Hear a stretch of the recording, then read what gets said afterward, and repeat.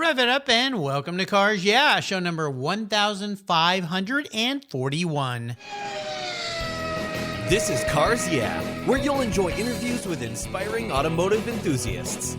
Mark Green is here to provide you with a fuel injection of automotive inspiration. So get in, sit down, buckle up, and get ready for a wild ride here on Cars Yeah.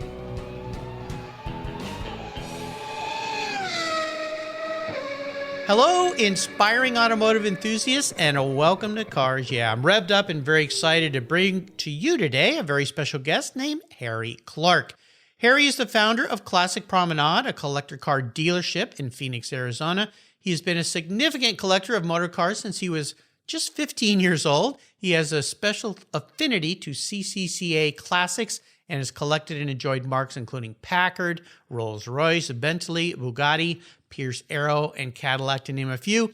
He has served for 2 terms on the National Board of Directors of the Classic Car Club of America and the LeMay Museum, which is right down the road from my house. Harry is a CCCA Master Judge and has participated in a number of concours events, including the prestigious Pebble Beach Concours, the Amelia Island Concours, and many others. Harry is presently Field Marshal of the La Jolla Concours, which has been rescheduled for this fall, and he is the best-selling author of Mistakes Millionaires Make.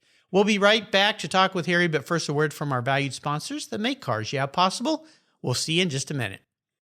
Do you know the best way to protect your special vehicle, both the inside and the outside, is with a car cover? I've been using Covercraft car covers since 1975. That's right, back when I was in high school. I've been around a long time. It's a fast, easy, and inexpensive way to keep your vehicle looking brand new. And they have manufactured premium quality exterior and interior covers here in the United States with a reputation for durability and design for a very long time. They're the world's largest manufacturer of custom pattern vehicle covers, and they're crafted to fit tens of thousands of patterns, and that's growing. You can choose from a dozen fabric options and accessories, all designed and carefully sewn for your special vehicle. I protected my rides with their covers for over 40 years, and you know what? You should too. And I've got a deal for you. Right now, you can get 10% off your order using a special Cars Yeah code. The code is YEAH120. Use that code when you check out, and you get 10% off your order. What a deal. That's at covercraft.com. Be sure to use the code YEAH120 at checkout for your 10% off. That's covercraft.com. My favorite collector car magazine is Keith Martin's Sports Car Market. I've been a subscriber for decades. Sports Car Market is the Wall Street Journal for enthusiasts and collectors. It's your monthly must-read whether you dream of owning a collector car or if you have 200 in your garage. Sports Car Market has been around for 31 years, and it's filled with valuable articles, intelligent write-ups, and the latest auction sales. Go to sportscarmarket.com and subscribe today. Plus, you'll get an exclusive SCM guide to restoration shops included for free. And I've got a couple very cool offers. One is if you go and subscribe to their digital subscription, you're going to get 50% off using the code Cars Yeah. That's right, 50% off their digital subscription. But wait, that's not all. If you go and subscribe and get their print magazine and use the code BSH, you get $10 off.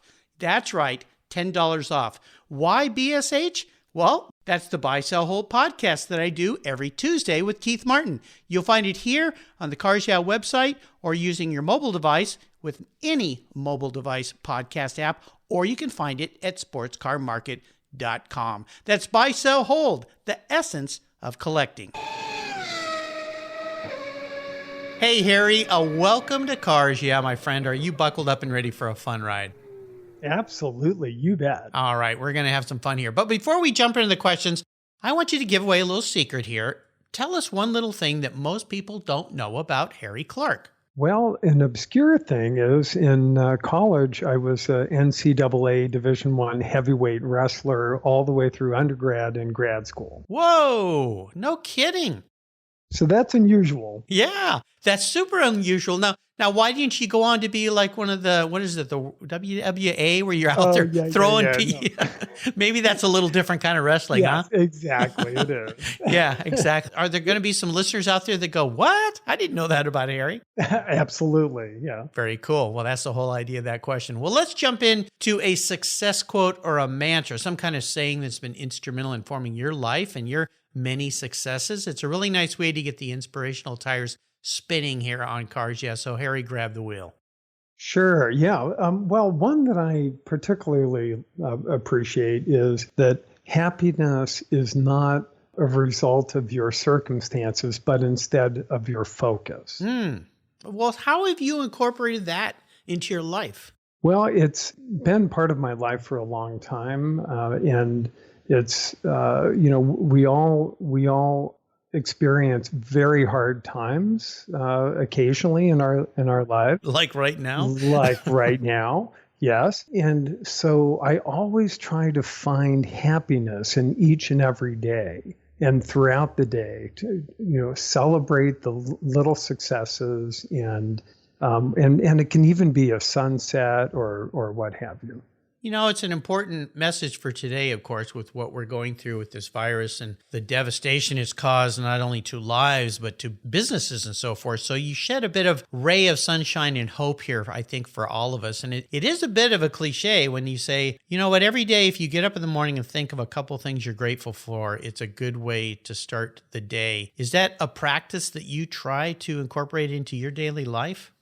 Absolutely. Yeah. And truly throughout the day. It is true. I was talking with someone the other day that was pretty upset about what's happening right now. And I asked him, I said, take a moment and just tell me 3 things you're really grateful for today. It could be something like, I have toilet paper in my house. And that broke the ice, made him laugh a little bit, just like it did you. But you're exactly right. My father used to have a great saying. He said, any day I wake up on the top side of the dirt is a good day. So, yeah, it's all how you look at things every day. Well, I would love for you to tell us a lot more about this business. So you've had numerous careers. You've done a lot of different things. You're so involved in the car industry. You and I have some ties that go to the beginning of the LeMay Museum here, of course. But let's talk a little bit about Classic Promenade and the business you have there in beautiful, sunny Phoenix. I'm assuming today is a pretty nice, beautiful day. I think you guys have got temperatures something like the 80s right now.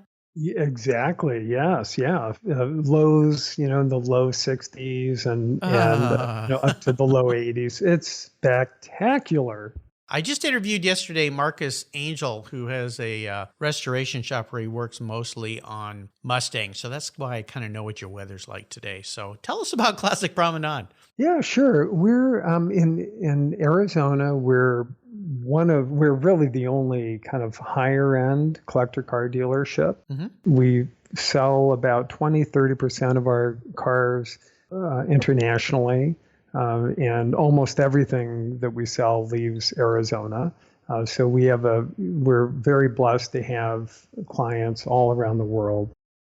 We try to have a blend of different kinds of cars. Really, it's cars that excite us. Mm-hmm. So we typically will have 1 or 2 customs, 1 or 2 exotics, a handful of American and European full classics, and then American convertibles and some sports cars. Again, the types of cars are kind of the nicer, higher end, generally collector cars of all different eras. But cars that we get excited about. Absolutely. Sounds like cars I could be very excited about. I do a second podcast with Keith Martin from Sports Car Market Magazine called Buy, Sell, Hold, and we interview people like you. In fact, we should get you on that show where we talk about the market and so forth. Maybe not so much what's happening with this virus, because this is such an outlier, bizarre. Let me ask you this. When you look at the collector car market and how it was setting up for this year, let's say before all of this virus stuff struck us, how did you see or where did you see the collector car market going this year? Well, it's interesting. So the demographic that is our customer is pretty isolated or insulated, I should say, from various economic or stock market turns. Mm-hmm. Generally, the demographic is 65 to 85 years old. They're either semi-retired or retired. They're generally not going to be heavily invested in the stock market. They probably sold their business or they're no longer active in their business. So that's kind of the demographic. Mm. And so since they're older and they have a substantial amount of resources, if they find a car that they've been looking for a while, they're going to buy it. And it doesn't matter what the stock market's like. It doesn't matter if we're in the middle of a pandemic. So for us, even with this pandemic, we've been selling cars at pretty much a normal rate. So, well, that's good to hear. Well, you've got a perfect demographic for that market for sure, because most everybody else on the other side is greatly affected by what's going on. And I think the markets that are much more volatile would be the very, very high end. If you're dealing with a $5 or $15 or $20 million Ferrari or what have you. There could be, huge swings of values when the economy flexes the way it is right now. But, as we just discussed, our segment is much more insulated from that. Well, good for you. I'm happy to hear that. That's awesome. It's a blessing. Yes. Yeah, it's fantastic. Absolutely. Well, let's talk about maybe a little bit more here, some challenges and things. I always ask my guests to talk about a significant challenge or failure that they faced in their life. And it's really not so much about drumming up the distance past that you don't want to drum up, but it's more about the lesson learned from that experience. So walk us through one of those experiences in detail, and then also tell us, more importantly, what did you learn from that so you could take it forward in a positive way? Sure. Well, so for me, there's a failure that I had. It was back in 2004, 2005. It was my second major business.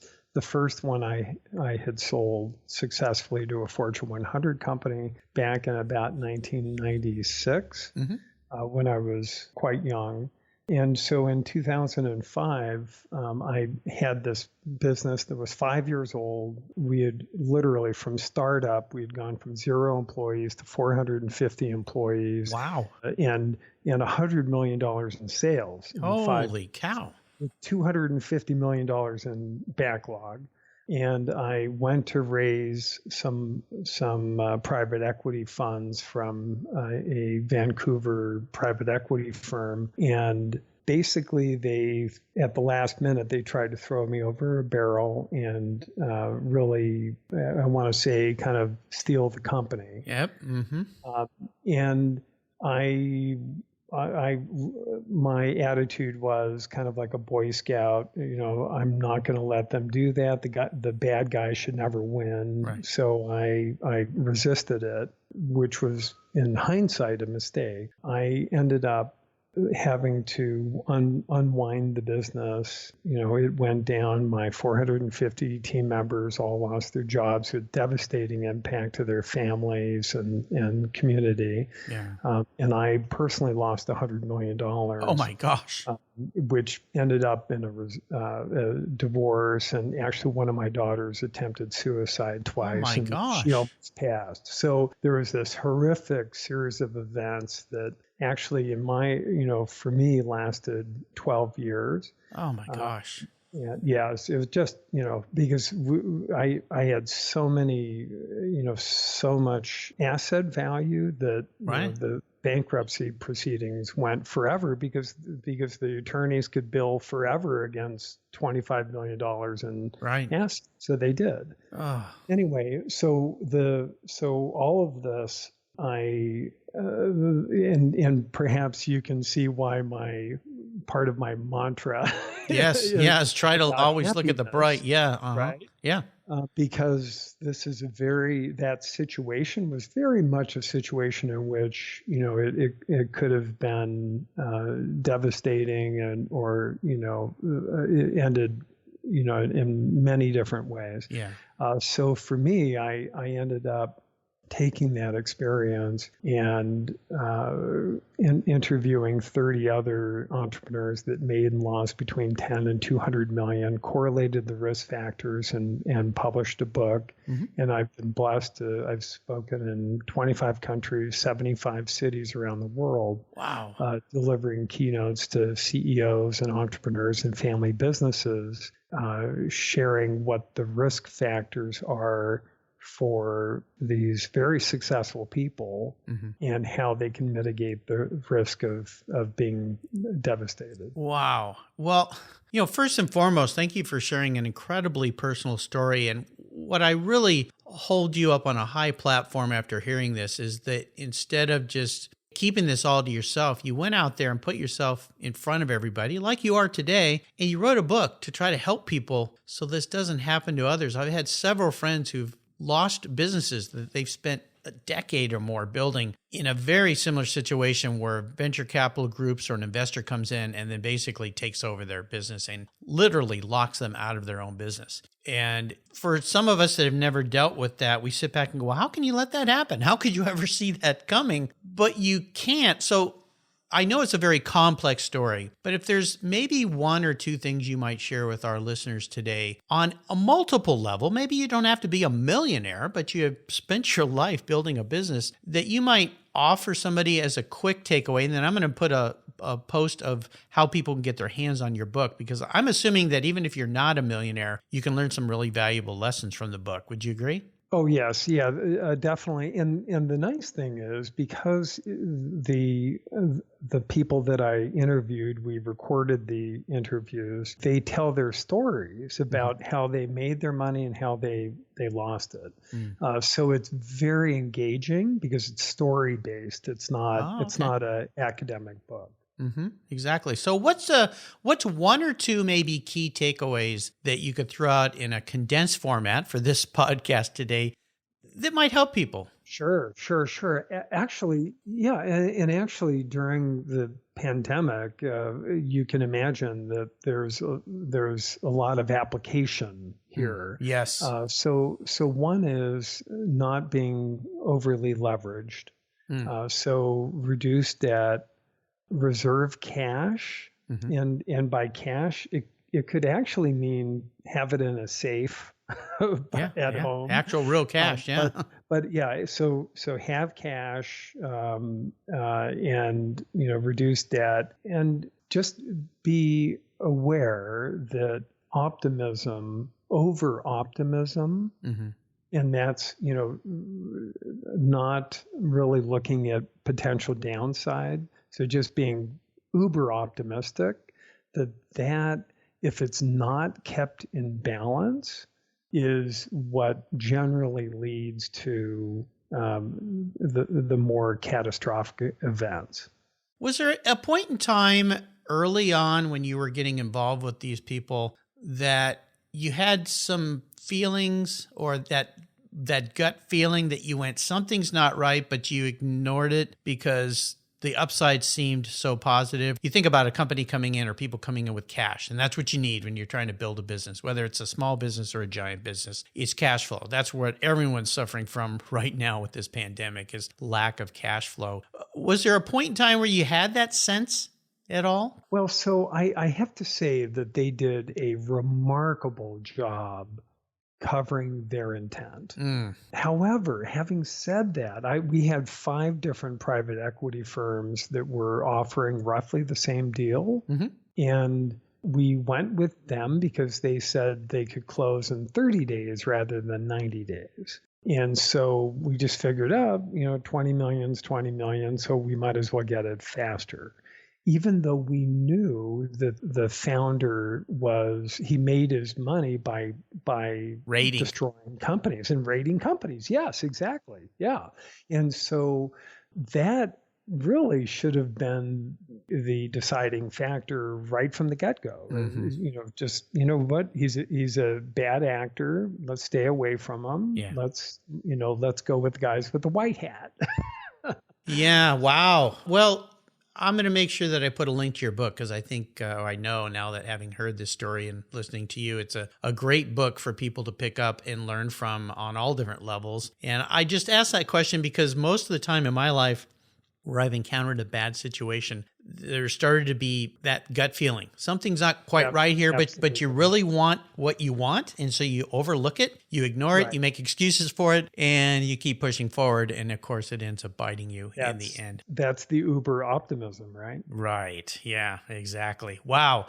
Well, incredible story. And I'm so happy how you pulled out of that in a positive way because, boy, most people that would just be devastating. I'm so happy your family's safe and okay. Absolutely. Can't even imagine that. Well, let's take a short break. Now would be a good time to catch our breath, and we'll be back in a minute to talk a little bit more about cars.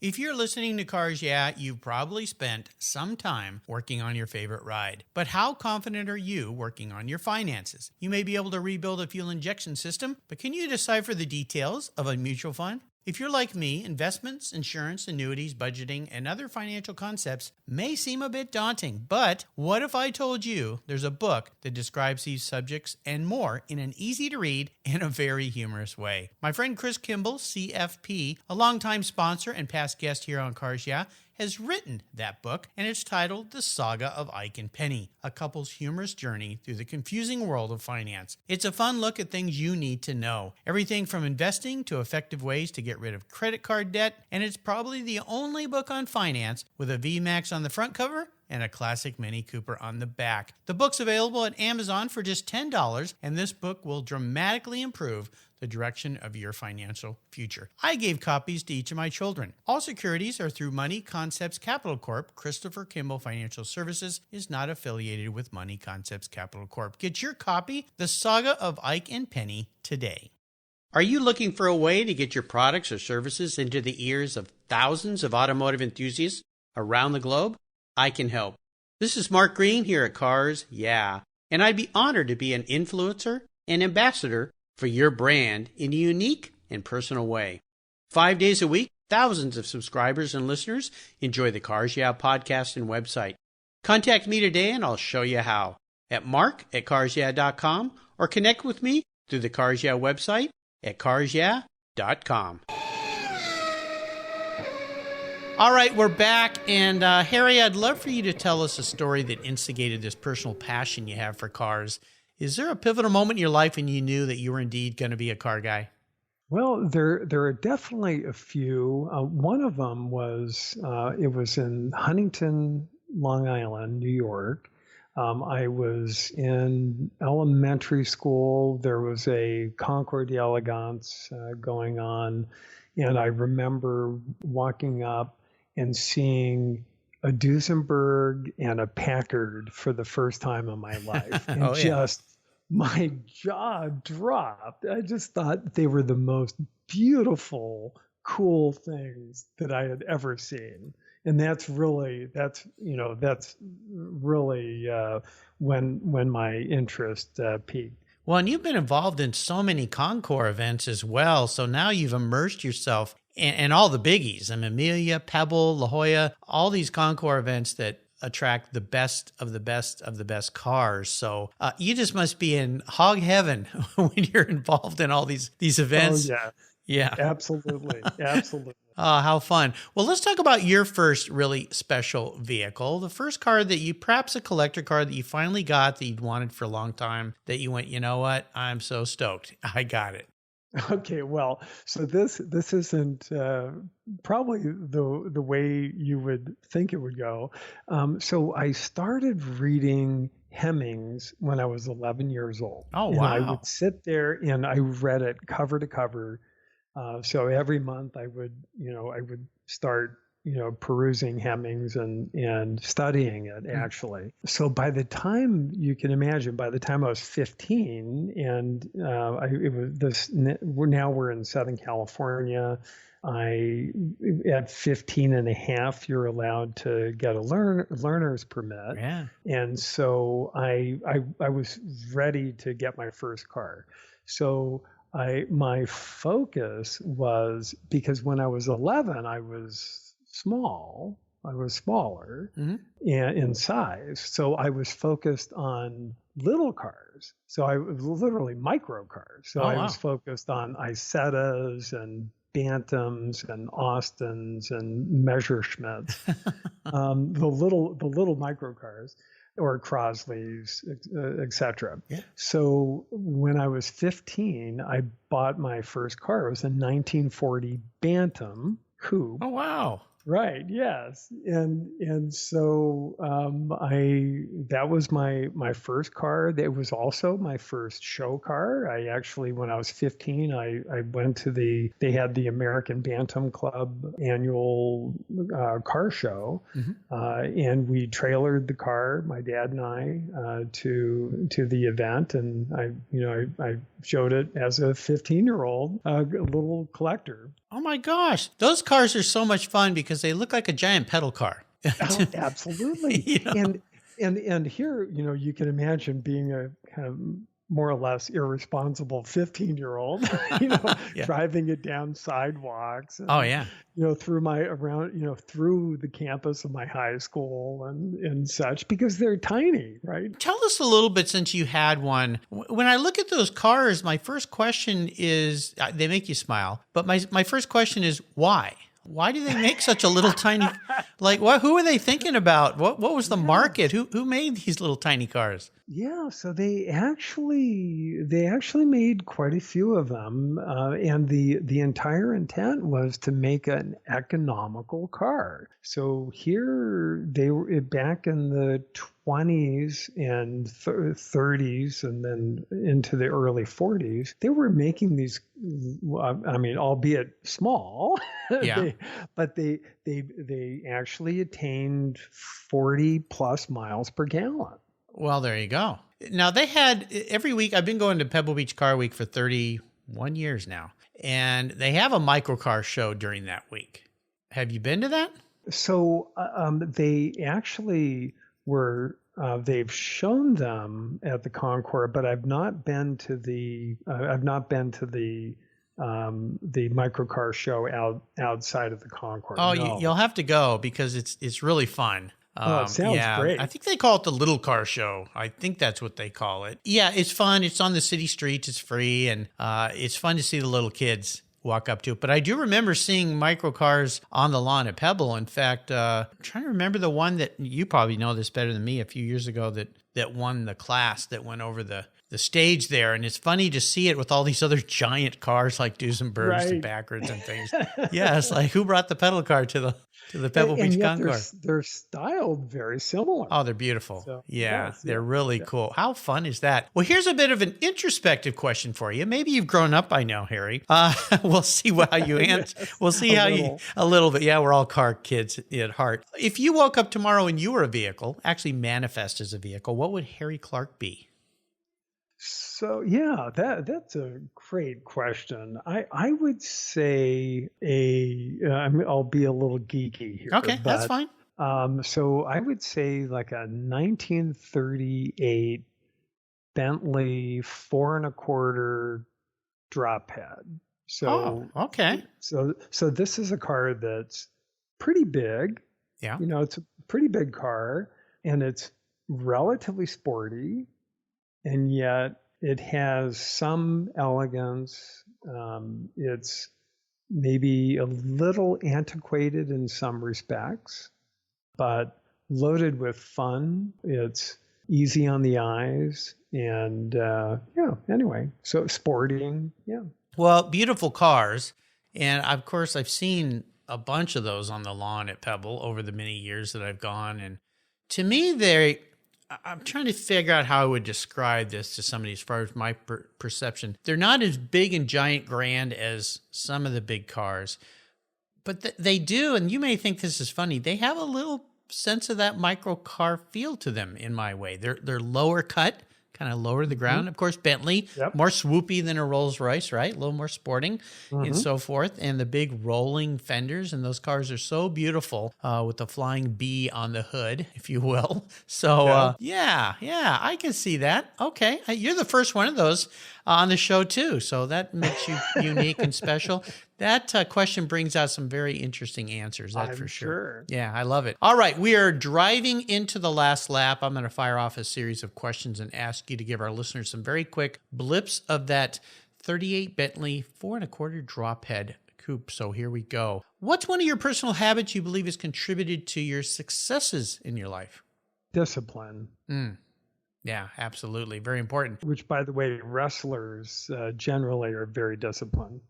Oh, yeah. You have to be kind of waiting for that right moment to take a move. Right. Yeah, just watching for that opponent's flaw and then diving in. How about if I could arrange for you to have a drink or a meal with anyone in the automotive industry, living or deceased? Who would it be? That's a tough question. I would say Henry Ford. Yeah, that is the most common answer for that question. And I imagine why. I know why, just because of what he did. If you could ask Henry one question, what would it be? I would probably drill down into not the car side, but he was doing manufactured housing. Mm-hmm. He was building his entire community of his enterprise was an entire community. Yeah. And so I would delve really into that kind of his social aspiration to better humanity to some extent and the endeavors outside of the automobile. Right. Really incredible, multifaceted gentleman for sure. And I remember watching a documentary about him years ago. And I think one of the questions I would ask him is, how did you overcome so many no's? Because you think of all the things he had to overcome to achieve what he achieved. Because of, even the simplicity of there was no power for a factory. He had to build his own power plant. And you stop and talk about thinking outside the box. It's just, dumbfounding. It's incredible. He was an incredible entrepreneur. Yes. Yeah. And I would love to bring him back today and have him see where things are today, and especially looking at something like the Ford GT. Like, hey, look at what's going on now at Ford. and that would probably be Elon Musk, right? Definitely. There's another one for you, for sure. How about the best automotive advice someone else has ever given you? A mentor of mine years ago had told me, in terms of starting a collection of cars, to just like business, what's your strategy? What is it that you want it to look like? What's the vision for that? And do it with that method or that result in mind, rather than just being opportunistic. I think that's a great advice for sure. How about a resource? Is there a go-to for you that you would like to share? Well, probably the most important would be Classic Promenade. There you go. Yeah.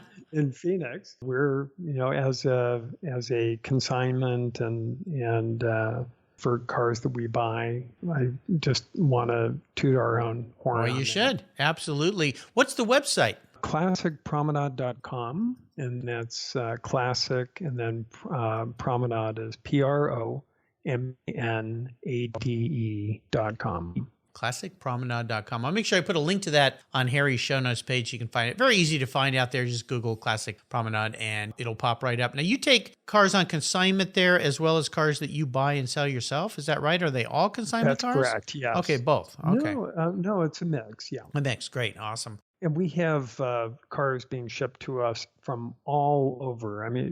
Many from Washington, Oregon, Connecticut, Canada, all through the Midwest. Very cool. And if I'm looking for a specific kinds of car, I could call you and say, hey, Harry, got any leads on this? Absolutely. You bet. You can help with that. How about a book? We're going to mention your book, of course. Is there another book that you'd like to share with us that you've read that you think is worth cracking open and reading? The most important book from kind of in my opinion, from a business, but also just from just massive amounts of knowledge, is Thinking Fast and Slow. It was written by a Nobel laureate. It's extremely dense reading, but it's probably the most important business book written for decades. Thinking Fast and Slow. I'll make sure I put a link to that and Harry's book on his very own Cars Yeah show notes page. Just go to carsyeah.com, type in Harry Clark, and that page will pop right up. There's also a great resource on the Cars Yeah website called Guest Recommended Books under the Resource tab, where there's over 1,600 books listed there. You could fill a whole library with all the wonderful books my inspiring automotive enthusiasts have shared with us here on Cars Yeah. All right, we are up to the checkered flag, Harry. This question, I think, might be a challenge for you, maybe not. I think all car people have thought of this before, but there's a couple rules to it that might make it a bit of a challenge. I like to say it's a bit of a doozy. Today, I'm going to buy you a very cool collector car. You can't sell it, though, to fund anything or buy a bunch of other cars with, so that little trick is off the table. It's a driver. You've got to be able to drive it and enjoy it. No garage queens allowed here. But here's the hard part. It's the only one cool collector car you can park in your garage. So it's got to tick all the boxes. What's it going to be? Well, I would say a Bugatti Type 57 Cabriolet. So a Type 57 drop head. Fantastic to drive. You've driven one? Oh, I owned one. You own one? I showed it. Oh, yeah. Oh, okay. Yeah. All right. Well, I've probably seen it there. What color was yours? More or less French blue, kind of a gray blue color. Yeah.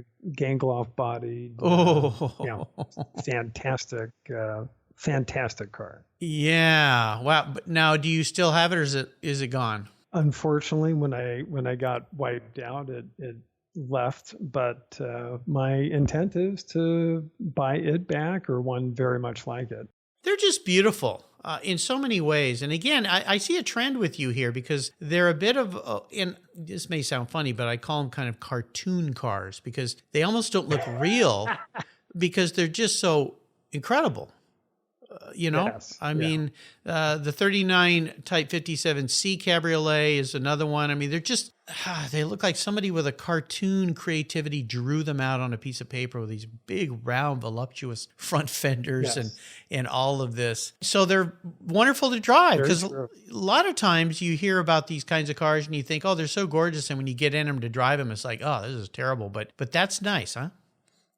Yes, so I've been on numerous tours, and they are just absolutely fantastic in terms of a classic era car because they handle quite well and they perform well. So they're just a blast to drive. So did you say the year is at 38 or 39?